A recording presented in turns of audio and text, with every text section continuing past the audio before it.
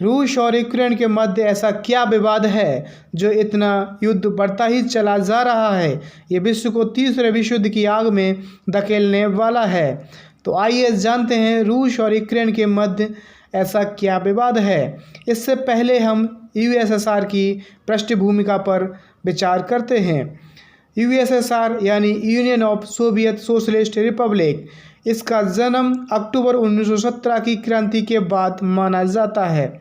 ऐसा माना जाता है कि 19 अक्टूबर 1917 की क्रांति के बाद Russia, Estonia, Latvia, Lithuania, Belarus, Ukraine, Moldova, Georgia, Armenia, Azerbaijan, Kazakhstan, Uzbekistan, Turkmenistan, Kyrgyzstan, Tajikistan आदि 15 देशों ने मिलकर यूएसएसआर का गठन किया था।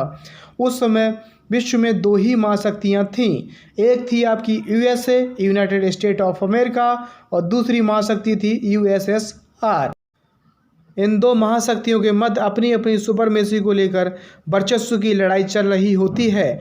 25 दिसंबर 1991 की काली रात यूएसएसआर का विघटन कर देती है और नए 15 राष्ट्रों का निर्माण हो जाता है। यूएसएसआर की समस्त शक्ति, चाहे न्यूक्लियर एटम बम को लेकर हो, चाहे वो न्यूक्लियर पावर प्लांट से लेकर हो, चाहे इंडस्ट्रियलाइजेशन लेकर हो, इस सभी का जो केंद्र बिंदु होता है वो होता है आपका छोटा सा देश यूक्रेन।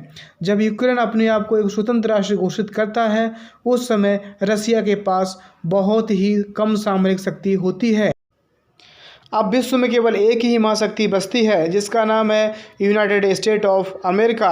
यूक्रेन के पास बहुत बड़ी सेना, अत्याधुनिक हथियार, nuclear power plant, nuclear atom bombs इत्यादि के भंडार होते हैं, जिसको लेकर अमेरिका को बहुत बड़ी चिंता हो जाती है। रसिया को भी बहुत बड़ी चिंता हो जाती है। अब रसिया, अमेरिका, ब्रिटेन मिलकर के यूक्रेन पर दबाव बनाते हैं कि वो अपने न्यूक्लियर एटम बॉम्ब्स को बर्बाद कर दे। इसके लिए 1994 में हंगरी के बुडापेस्ट में एक मीटिंग होती है, जहां पर यूक्रेन पर दबाव बनाया जाता है और इस बात के लिए सहमत किया जाता है कि यूक्रेन की रक्षा रसिया, ब्रिटेन और अमेरिका करेंगे। किसी प्रकार का खतरा होने पर वो इनको मदद उपलब्ध कराएंगे, चाहे वित्तीय मदद हो, चाहे सैन्य मदद हो, हर प्रकार की सामरिक मदद ये तीनों देश रूस, अमेरिका, ब्रिटेन करेंगे। इस बात पर यूक्रेन सहमत हो जाता है और ट्रेडी पर साइन कर देता है। साइन करने के पश्चात अपने न्यूक्लियर हथियारों को एक एक करके वो नेस्तनाबूद बर्बाद कर देता है। होता ये है, रसिया अपनी शक्ति को बढ़ाता रहता है और एक सुपर पावर बनकर आज इस स्थिति में खड़ा हो गया है। उधर नाटो का जो लीडरशिप है आपका यूएसए कर रहा होता है और नाटो में सम्मिलित होने के लिए पश्चिमी देशों के कई सारे देश हैं अपनी सदस्यता ग्रहण कर लेते हैं और नाटो और यूरोपियन यूनियन के वो सदस्य हो जाते हैं। इसी समय यूक्रेन भी अपने आप को एक असहाय महसूस करता है और नाटो का मेंबर बनना चाहता है, यूरोपियन यूनियन का मेंबर बनना चाहता है। इस बात की ये घोषणा करता है कि वो यूरोपियन यूनियन का मेंबर बनना चाहता है और नाटो में सम्मिलित होना चाहता है। ये बात रसिया को नागवार गुजरी। रसिया को ये बात बहुत गलत ही लग रही थी।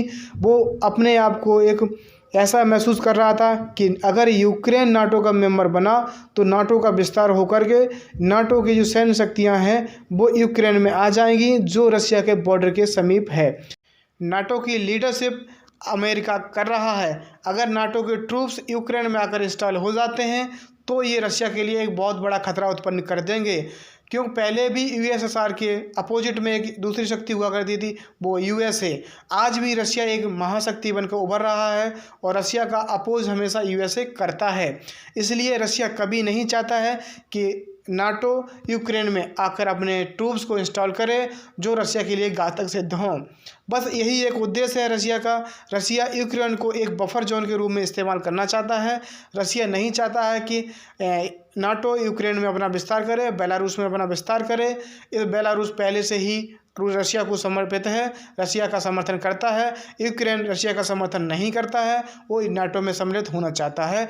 बस यही एक बहुत बड़ी वजह है ताकि नाटो का कोई भी ट्रूप्स उसकी सीमा के आसपास किसी भी देश में आकर के इंस्टॉल हो। यही एक बहुत बड़ी वजह है। अगर यूक्रेन ऐसा नहीं करता, अगर वो नाटो में सम्मिलित होने से मना कर देता है तो युद्ध कल ही समाप्त हो जाएगा। ये बहुत बड़ी वजह है रसिया की सुरक्षा को लेकर। आई होप रशिया और यूक्रेन के विवाद का कारण अच्छी तरीके से समझ में आ गया होगा। आज बस इतना ही है इस वीडियो में, मिलता हूँ अगले वीडियो में।